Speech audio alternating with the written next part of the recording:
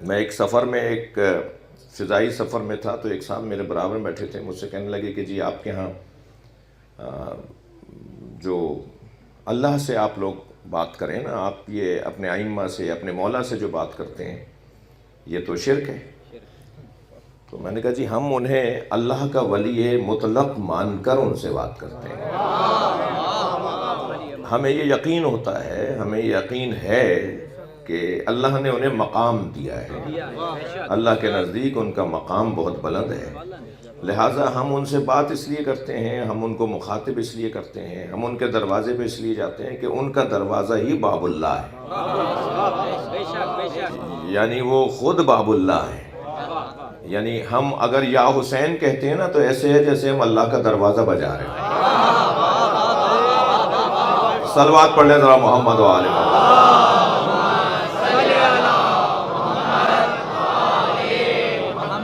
اگر ہم یا علی یا رسول اللہ کہتے ہیں تو ہم در حقیقت اللہ کے دروازے پر آئے ہیں، یہ باب اللہ ہے، ہمیں ان سے اللہ ملتا ہے، ان کے ذریعے سے اللہ ملتا ہے۔ اچھا یہ تو سب کو پتہ ہے نا کہ اللہ نے انہیں ہماری ہدایت کے لیے بھیجا ہے۔ ایک آیت تو نہیں ہے کہ جو میں پڑھ دیتا ہوں، چلیں۔ سورہ مبارکہ سجدہ کے اندر بھی ہے، سورہ مبارکہ آل ابراہیم کے اندر بھی ہے، سورہ مبارکہ الانبیاء کے اندر بھی ہے۔ وَجَعَلْنَا مِنْهُمْ أَئِمَّةً يَهْدُونَ بِأَمْرِنَا، اور ہم نے ان میں سے کچھ کو امام بنایا ہے تاکہ وہ ہمارے امر کو تم تک پہنچائیں۔ یعنی اگر اللہ کا امر یہ پہنچا رہے ہیں تو ہماری دعائیں یہ نہیں پہنچائیں گے؟ صلوات پڑھ لیں ذرا محمد و آل محمد۔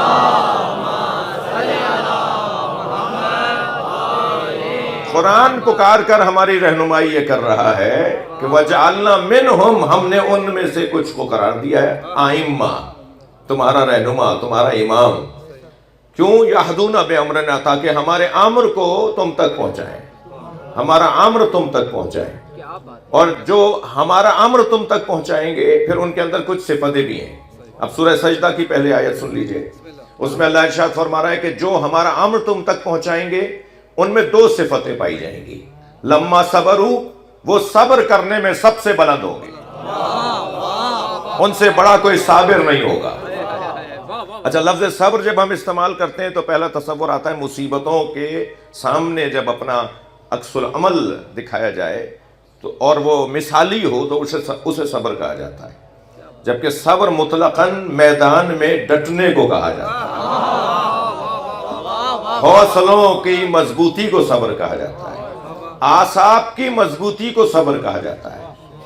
اگر اچھا یاد رہے کہ جنگیں زور بازو پر نہیں جیتی جاتی، جنگیں تلوار کی تیز دھار پر نہیں جیتی جاتی، جنگیں اسلحوں کی مضبوطی پر نہیں جیتی جاتی، جنگیں اعصاب کی مضبوطی پہ جیتی جاتی۔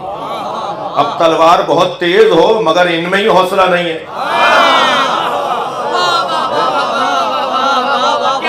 بازوؤں میں دم بہت زیادہ ہو مگر یہ میدان چھوڑ کر بھاگ جائے تو اس بازو کے زور کا کیا فائدہ؟ ہم نے بہت سے مرد دیکھے جو میدان چھوڑ کر بھاگ رہے تھے، اور ہم نے کچھ عورتیں بھی دیکھی جو میدان میں مردوں کو بلا رہی ہیں۔ ایسا بھی ہوتا ہے؟ تو یہ کوئی ضروری نہیں ہے، یہ کوئی ضروری نہیں ہے کہ لمبا قد ہے اور موٹے بازو ہیں تو یہ بڑا آدمی ہے، یہ بڑا طاقتور ہے۔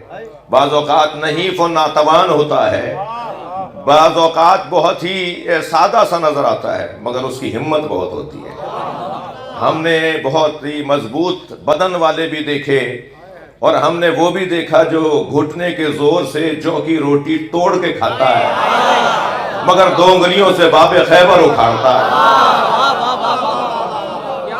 تو اعصاب کی مضبوطی ہے جو میدانوں میں انسان کو رکنے پر آمادہ کرتی ہے، اعصاب کی مضبوطی، اپنے اوپر کنٹرول کرنا، یہ اعصاب کی مضبوطی کہلائے۔ یہ میں اپنے آپ کو سنبھال لوں، اپنے آپ کو قابو میں رکھوں، یہ ہے اعصاب کی مضبوطی۔ جی یہ ایک بڑا ہنر ہے، یعنی مجھے اپنے اوپر اتنا اختیار ہو کہ میں جو بات مجھے کرنی ہے وہ کروں، کہیں میرا اندر کا انسان مجھے اپنے ہاتھوں مجبور نہ کرتا ہو۔ کیا کریں مولانا، ہماری عادت ہے، ہم تو مجبور ہیں۔ میں بہت چاہتا ہوں کہ ایسا نہ بولوں مگر بول دیتا ہوں۔ میں نے بہت چاہا کہ وہاں یہ بات نہ کروں مگر ہو گئی۔ یہ جو مجبوریوں والے جملے ہیں نا، یہ ان کے ہوتے ہیں جو اپنے اوپر کنٹرول نہ رکھتے ہو، اور جو اپنے 6 فٹ کے بدن پہ قابو نہ رکھتے ہو وہ معاشرے کو کیا سنبھالیں گے؟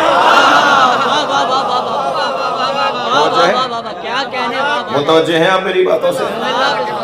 تو بہت بڑا ہنر ہے ان مجلسوں کا ایک اثر۔ توجہ، یہ جو ذکر ہم کر رہے ہیں، یہ جو ہم بڑے شوق سے قربتاً اللہ باوضو ہو کر جوتیاں اتار کر جو ذکر اہل بیت میں ہم آ کے بیٹھتے ہیں، یہ در حقیقت ہماری ضرورت ہے۔ یہ مجلسیں ہماری ضرورت ہے۔ ہمارا کوئی احسان ذکر حسین پہ نہیں ہے، اہل بیت کے ذکر پر ہمارا کوئی احسان نہیں ہے، اس علم مبارک پر ہمارا کوئی احسان نہیں، اس کا ہم پر احسان ہے، اس ذکر کا ہم پر احسان ہے۔ لہذا مجھے اپنے آپ کو قابو میں بھی رکھنا ہے۔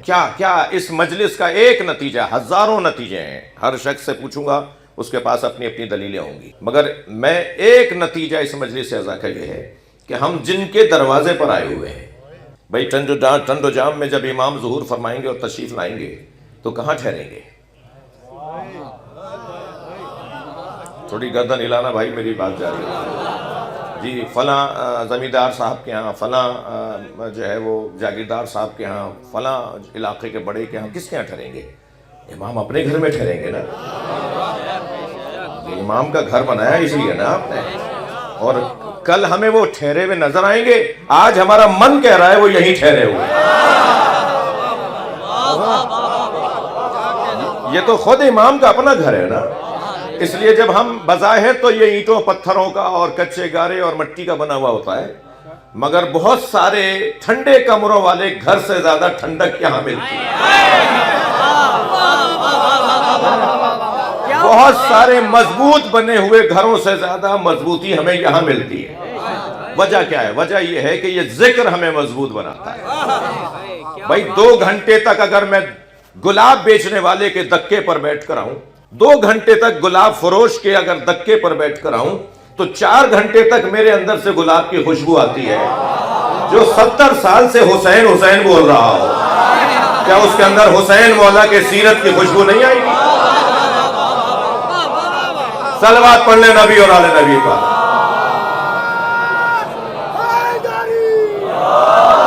بہت فائدے ہیں، بڑے نتیجے ہیں اس ذکر کے۔ ہم سب مزاجن طبیعتاً اثر گزار بھی ہیں، اثر پذیر بھی ہیں۔ ہم اثر چھوڑتے بھی ہیں، اثر لیتے بھی ہیں۔ ہم اثر گزار بھی ہیں، اثر پذیر بھی ہیں۔ جس کام میں ہم کمزور ہوتے ہیں اس میں اثر پذیر ہوتے ہیں، اور جس کام میں ہم مضبوط ہوتے ہیں اس میں اثر گزار ہوتے ہیں۔ اچھا، نبی اور آل نبی تو چاہتے ہی نہیں ہیں ہم کسی کام میں کمزور رہیں۔ وہ تو اپنے چاہنے والوں کو ایسا آئیڈیل دیکھنا چاہتے ہیں، ایسا مضبوط دیکھنا چاہتے ہیں کہ ہر کام میں ہم اثر گزار بنے، اثر پذیر نہ بنے۔ اگر ہم کسی ماحول میں چلے جائیں، ہمارے بچے باہر پڑھنے جاتے ہیں، بیرسٹر صاحب تشریف فرمائے، یہ جو باہر پڑھ کر آتے ہیں لوگ تھوڑا وہاں کا اثر اپنے اوپر لے رہے ہوتے ہیں۔ ایسا ہی ہے، ظاہر ہے جس ماحول میں انسان پتہ چل جاتا ہے، چال بتا دیتی ہے کہاں رہتا ہے،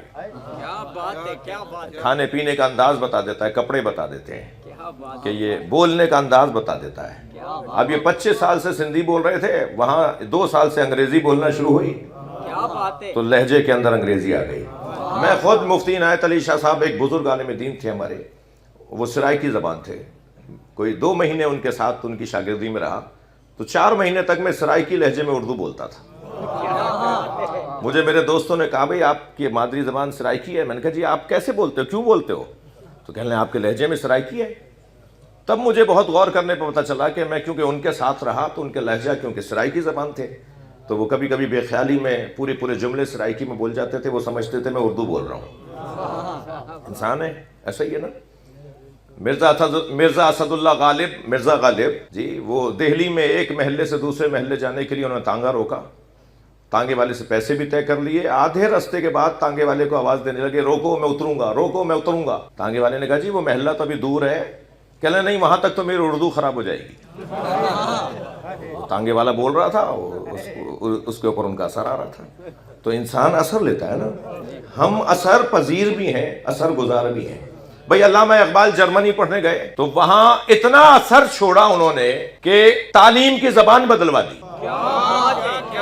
جرمن زبان میں وہاں جرمنی میں تعلیم دی جاتی تھی یونیورسٹی میں. علامہ اقبال نے کہا میں تو انگریزی میں پڑھوں گا، اور علامہ اقبال کی وجہ سے وہاں کی زبان، تعلیم کی زبان بدل دی گئی. اور اقبال جیسا شاگرد انہیں مل رہا تھا تو انہوں نے وہاں کی زبان کو انگریزی کر دیا. اور وہاں سے واپس آنے کے بعد علامہ اقبال اور زیادہ مضبوط انقلابی شاعر بن گئے، ورنہ تو وہاں کی رنگینی ان پر اثر کرتی نا. اب علامہ اقبال نے وہاں کا اثر نہیں لیا بلکہ وہاں اثر چھوڑا. اس کے لیے انہوں نے جواب دیا ہے کہ ایسا کیوں ہوا. اقبال کہتے ہیں خیرہ نہ کر سکا مجھے جلوے دانش فرنگ. فرنگ یورپ، مغرب، ولایت. خیرہ نہ کر سکا مجھے جلوے دانش فرنگ، سرما ہے میری آنکھ کا خاک مدینہ و نجف. میری آنکھ میں مدینہ اور نجف کی خاک کا سرما لگا ہوا ہے. جس کے پاس مصطفیٰ اور مرتضیٰ ہو وہ کسی اور سے اثر نہیں لیتا. جن کے پاس نبی مکرم کی تعلیمات ہوں، جن کے پاس حیدر کرار کی تعلیمات ہوں، جو سیدہ کے مرید ہوں، وہ احترام سب کا کرتے ہیں مگر مثال انہیں بناتے ہیں. میرے بچوں جوانوں، میں آپ سے چند باتیں، بہت زیادہ نہیں، صرف ایک دو باتیں عرض کروں گا. جو اس وقت پوری دنیا میں دوڑ ہے تعلیم کے میدان میں، معیشت کے میدان میں اور ہنر کے میدان میں، اور اسی طرح تعلیم کے مختلف شعبوں میں، مجھے اور آپ کو فخر کرنا چاہیے کہ ہم جس دروازے پر بیٹھے ہیں اس سے اچھا دروازہ نہیں ہے. ہمیں اس گھرانے نے خوب اچھی طرح سمجھایا ہے کہ کیسے عزت کمائی جاتی ہے. ہم سب ایک ہی بات کی تلاش میں ہیں نا. اچھے خطیب ہو جاؤ تاکہ عزت ملے، اچھے ڈاکٹر بن جاؤ تاکہ عزت بڑھے جائے، اچھے وکیل بن جاؤ تاکہ عزت بڑھے. ہم سب عزت بڑھانا اور عزت کمانا چاہتے ہیں. عزت کمانے کا سب سے بہترین نسخہ یہ ہے کہ ان کے دروازے پر آ جاؤ جنہیں اللہ نے صاحب عزت بنایا. اس کائنات میں سب سے زیادہ عزت کس کی ہے؟ لما صبروا. جو سب سے زیادہ اپنے آپ کو اور اپنے وجود کو اپنے قابو میں رکھتے ہو. بھائی سینے پہ چڑھ کر بیٹھنا بھی اعصاب کی مضبوطی تھا، مگر سینے سے اترنا بھی تو مضبوطی ہے. صلوات پڑھ لیں محمد و آل محمد. میرا محترم سنی شیعہ مجمع متوجہ ہے کہ اس دروازے نے، اس گھرانے نے ہمیں سب سے بڑا پیغام جو دیا ہے وہ صبر کا پیغام دیا. صبر کا دوسرا نام برداشت ہے. صبر کا دوسرا نام برداشت ہے. تحمل مزاجی، ہمت، حوصلہ. تھوڑا سا بعض باتوں میں مجھے جو عجلت، ہمارا یہاں کا مزاج بھی ہے، ہم جس خطے میں رہتے ہیں یہاں ہم تیز مسالوں والے کھانے کھاتے ہیں اور مرچیں ہمارے یہاں زیادہ کھائی جاتی ہیں. گرم روٹی ہی زیادہ پسند کرتے ہیں جی. جو چیز گرم پینی چاہیے اسے ٹھنڈا کر کے پیتے ہیں، اور جسے جو ہے وہ ٹھنڈا لینا چاہیے اسے گرم کر کے لیتے ہیں. اچھا پورا خطہ بھی یہاں ہمارا ظاہر ہے گرمی بھی شدید، تو پھر ہر کام میں شدت، لیکن اپنے آپ کو کنٹرول میں رکھنے کا جو ہنر اہل بیت نے عطا کیا ہے جی. کیا ہوتا ہے بعض اوقات میں تھوڑا سا میرے پاس پیسہ بڑھنے لگتا ہے تو میں سمجھتا ہوں کہ میں بڑا آدمی ہوں. تھوڑی سی میری حیثیت بڑھنے لگتی ہے تو میں ذرا کالر اپنا جھاڑنے لگتا ہوں اور میری چال بھی بدل جاتی ہے جی. تو میں پیسے سے اور دنیا سے اور اپنی ظاہری عارضی وقار سے اور کرسی سے اور منصب سے اور حیثیت سے اپنے آپ کو یہ سمجھنے لگتا ہوں کہ میں بڑا ہو گیا ہوں، جبکہ مولا کائنات نے ہمیں فارمولہ دیا ہے. مولا فرماتے ہیں ما لبست علی نفسی. اچھا ایک جملے کا اور سہارا چاہیے. ہم اس وقت سب کپڑے پہنے بیٹھے ہیں. عربی زبان میں کپڑوں کو لباس کہتے ہیں. لباس عربی کا لفظ ہے، ہمارے یہاں بھی استعمال ہوتا ہے. لباس یعنی جو ہم پہنے ہوئے ہیں، اس کے معنی کیا ہے؟ لباس کا مطلب کیا ہے؟ لباس یعنی دھوکہ. جا کے دیکھ لیجئے لغت. لباس کے معنی ہے دھوکہ. ہم مہنگے کپڑوں میں کسی کو دیکھتے ہیں تو بڑھ کر سلام کرتے ہیں، کسی کا کالر ادھڑا ہوا ہو تو سلام کا جواب نہیں دیتے، کوئی سائیکل پار آ رہا ہو تو اس کے سلام کا جواب نہیں دیتے، کوئی 5 کروڑ کی گاڑی سے اتر رہا ہوتا ہے تو دروازہ کھول کے کہ کوئی بڑا آدمی آ گیا ہے. تو اس کا مطلب ہے کہ دھوکہ ہو رہا ہے نا. جس نے 2 طرح کی چپلیں پہنی ہوئی ہوں اس کو ہم حقیر سمجھتے ہیں. اور مثلا جو میں بھی اس وقت ایک حلیے میں آیا ہوں نا آپ کے پاس، تو ہم تو حلیوں سے متاثر ہو جاتے ہیں.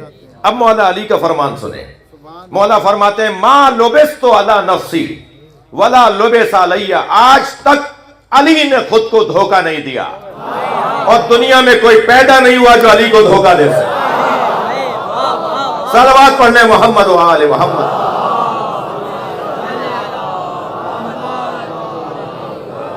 تو میں اپنے اصلی مضمون سے دور ہونے کا خوف، ورنہ یہ بحث، یہ گفتگو ان بچوں اور ان جوانوں کے لیے بہت ضروری ہے.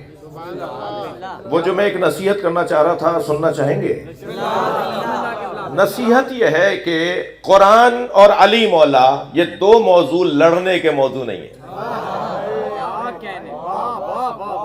قرآن نے کیا پکار کے کہا؟ وَاعْتَصِمُوا بِحَبْلِ اللَّهِ جَمِيعًا وَلَا تَفَرَّقُوا. اللہ کی رسی کو مضبوطی کے ساتھ تھامے رکھو اور رسی کے بارے میں جھگڑا مت کرو. میرا اپنا ترجمہ ہوتا ہے بھائی. ترجمہ معمولاً کیا جاتا ہے کہ تفرقے میں مت پڑھو، جھگڑے میں مت پڑھو. میں یہ ترجمہ نہیں کرتا اس کا. اللہ کی رسی کو مضبوطی کے ساتھ تھامے رکھو اور رسی کے بارے میں جھگڑا مت کرو. رسی کیا ہے جس کے بارے میں جھگڑا نہیں ہونا؟ مولا علی سے پوچھا یا علی اللہ کی رسی کیا ہے؟ فرمایا قرآن. مولا نبی سے پوچھا یا رسول اللہ اللہ کی رسی کیا ہے؟ فرمایا علی. اچھا 2 ڈوروں کے بٹنے کو رسی کہا جاتا ہے. رسی بنتی ہے 2 ڈوروں کے بٹنے، کم سے کم 2 ڈور، زیادہ سے زیادہ آپ 14 ڈوریں بھی بٹ سکتے ہیں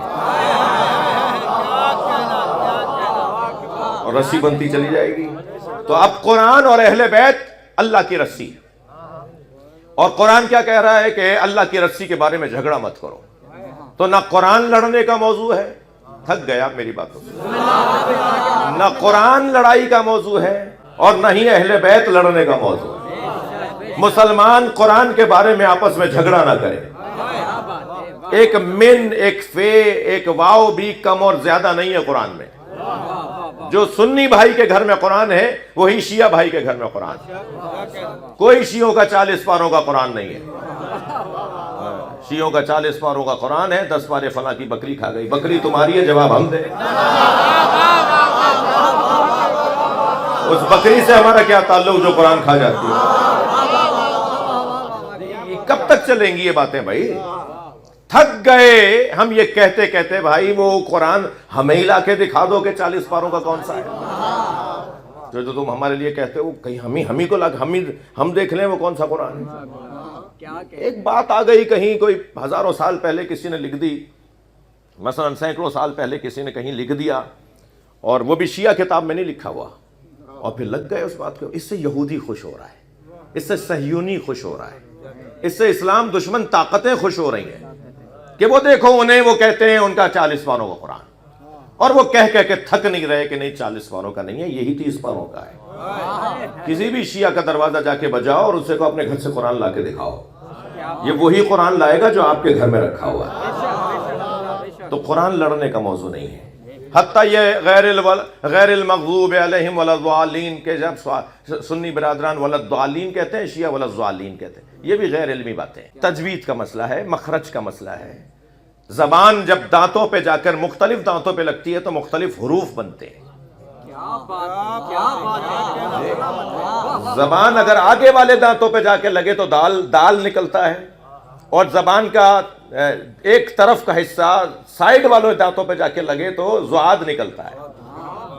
اب جب ہم سن رہے ہوتے ہیں تو ہمیں ایسا لگتا ہے یہ دعات کہہ رہا ہے، یہ دعات کہہ رہا ہے. اب وہ دال نہیں بول رہا، وہ زعاد بول رہا ہے. مگر کیونکہ ہماری زبان نہیں ہے نا، عربی، ہم عرب نہیں ہے نا. یہ تو سرکار نے ہمیں آخری زمانے کے مسلمانوں کو سلام بھیجا ہے. کہ ان کی زبان بھی عربی نہیں ہوگی، انہوں نے مجھے دیکھا بھی نہیں ہوگا، پھر بھی میرا کلمہ پڑھیں گے، پھر بھی میرا نام لیں گے۔ اے میرے اصحاب، آخری زمانے میں آنے والے میرے بھائیوں پر میرا سلام۔ صحابہ کرام نے کہا یا رسول اللہ، وہ آخری زمانے میں آنے والے آپ کے بھائی، ہم بھی آپ کے بھائی ہیں۔ حضرت نے فرمایا وہ جو آخری زمانے میں آئیں گے انہوں نے مجھے دیکھا نہیں ہوگا، مگر وہ مجھ سے پیار کرتے ہوں گے، میرا کلمہ پڑھتے ہوں گے۔ تو ہماری تو زبان نہیں۔ اب یہ بھی قرآن کے بارے میں ہمارا جو ایک عام تصور اور تاثر ہے وہ بالکل غیر علمی ہے۔ قرآن سنی شیعہ کا کوئی مختلف نہیں ہے۔ میں شیعہ بچوں سے کہوں گا کہ اگر آپ کے علاقے میں قرآن پڑھانے والا کوئی شیعہ عالم نہیں ہے تو سنی عالم سے قرآن پڑھ لو، قرآن وہی ہے۔ البتہ دینیات ان سے مت پڑھنا۔ ہاں ان کا ظاہر ہے، اب یہ تو ظاہر ہے جو تعلیم اہل بیت کی مثلا صفات ثبوتیہ، صفات سلبیہ، نبی مکرم کے بارے میں ہماری جو دید ہے، جو ائمہ اہل بیت کے بارے میں ہماری جو دید ہے، صحابہ کرام کے بارے میں جو ہماری دید ہے، وہ ظاہر ہے ایسے ہی میرے بھائیوں کی بڑی حسین ہے، بہت اچھی دید ہے ان کی، مگر جو یہاں کی دید ہے اس کی بھی خوشبو کچھ اور ہے۔ تو یہ قرآن لڑنے کا، تھک رہے ہیں آپ میری بات، قرآن لڑنے کا موضوع نہیں ہے، ایسے ہی مولا کائنات لڑنے کا موضوع نہیں ہے۔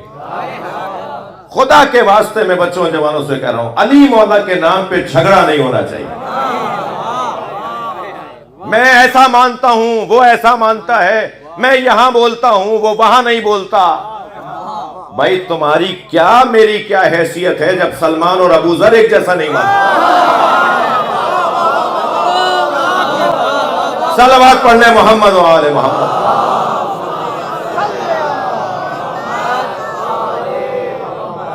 اللہ کو سب ایک جیسا نہیں مانتے، رسول اللہ کو سب ایک جیسا نہیں مانتے، مولا علی کو سب ایک جیسا نہیں مانتے۔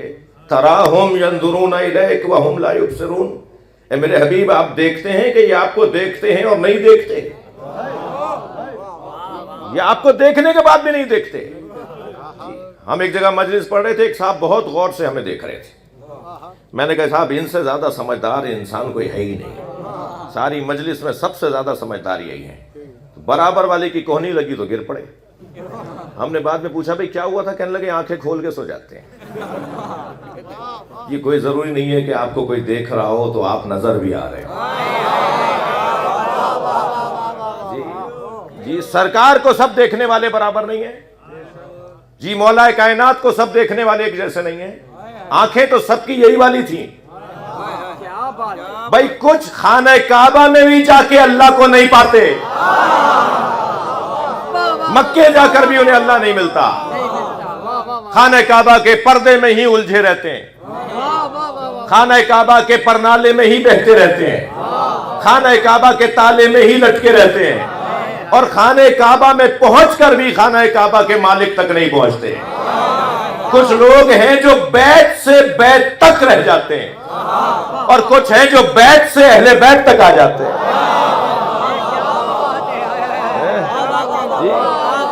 بھائی خانہ کعبہ منزل نہیں ہے، سنگ میل ہے، جو ہمیں کہیں اور لے جانے کے لیے نشانی ہے۔ نماز منزل نہیں ہے، نماز سنگ میل ہے۔ روزہ منزل نہیں ہے، روزہ سنگ میل ہے۔ کتب علیکم الصیام کما کتب علی الذین من قبلکم لعلکم تتقون، روزہ اس لیے رکھوا رہے ہیں تاکہ تم متقی ہو جاؤ۔ روزہ منزل نہیں ہے، روزے کے ذریعے سے تقویٰ، یعنی ایک اور منزل پر پہنچنا۔ نماز بھی کہیں لے جانے کے لیے، حج بھی کہیں لے جانے کے لیے۔ آپ لوگ حج کر کے آئے ہیں، جو نہیں گئے ہیں ان کے لیے دعا کریں اللہ ان کو حج کی سعادت نصیب کرے۔ حج کا جو احرام ہوتا ہے نا، وہ خانہ کعبہ میں حرم میں کعبے کی دیوار کے ساتھ کھڑے ہو کر باندھنا اور اس کی نیت کرنا، یہ زیادہ ثواب ہے۔ ہوٹل سے آپ نے باندھا، نیت کریں گے کہ اب یہاں سے میں احرام باندھ رہا ہوں، تو زیادہ ثواب ہے کہ خانہ کعبہ کے قریب کھڑے ہو کے مقام ابراہیم پر کھڑے ہو کر نیت احرام حج کریں۔ اور پھر جو خانہ کعبہ میں پہنچنے کے بعد کہا جاتا ہے منی چلے جاؤ۔ ارے ہم تو مکے کعبے میں آئے تھے، ہمیں منی کہاں بھیج رہے ہو؟ پھر منی سے عرفات چلے جاؤ، پھر عرفات سے منی چلے جاؤ، اور پھر منی سے مزدلفہ آ جاؤ، پھر مزدلفہ میں یہ کام کرو، پھر کعبے آ جانا۔ ہمیں خانہ کعبہ میں بھی بلا کر کہیں اور بھیجا جا رہا ہے. یہی تو اللہ بتانا چاہ رہا ہے, تم میرے پاس آؤ تاکہ مجھ تک آؤ. یہ گھر سنگ میل ہے, منزل نہیں ہے. اور جو رستوں میں کھو جائے وہ اور ہے, اور جو منزل تک پہنچ جائے وہ اور ہے. یاد رہے ائمہ اہل بیت کا ہنر ہی یہ ہے کہ ان کو اللہ نے بھیجا ہے ایصال الی المطلوب کے لیے, تاکہ یہ تمہیں منزل تک لے آئیں. بھائی توجہ چاہوں گا, موسیٰ علیہ السلام اپنی امت کو دریائے نیل میں سے لے کے جا رہے تھے, اور ان کے پیچھے فرعون بھی آ رہا تھا, اور فرعون کا لشکر بھی آ رہا تھا. رستہ ایک ہی تھا, ایک امت بچی اور ایک ڈوبی. ایک ہی رستے پر کوئی بچا کوئی ڈوبا, رستہ نہیں بچاتا. توجہ بڑھائیں گے, میں کچھ کہہ رہا ہوں. اگر رستہ بچا رہا ہوتا نا تو جس رستے پہ موسیٰ اور موسیٰ علیہ السلام کی امت بچی ہے اس رستے پہ فرعون اور فرعونی بھی بچتے. لیکن موسیٰ علیہ السلام کی امت بچ گئی, فرعونی نہیں بچے. رستہ نہیں بچاتا, رہنما بچاتا ہے. اور اگر رہنما ہی رستہ بن جائے تو اسے علی کہا جاتا ہے.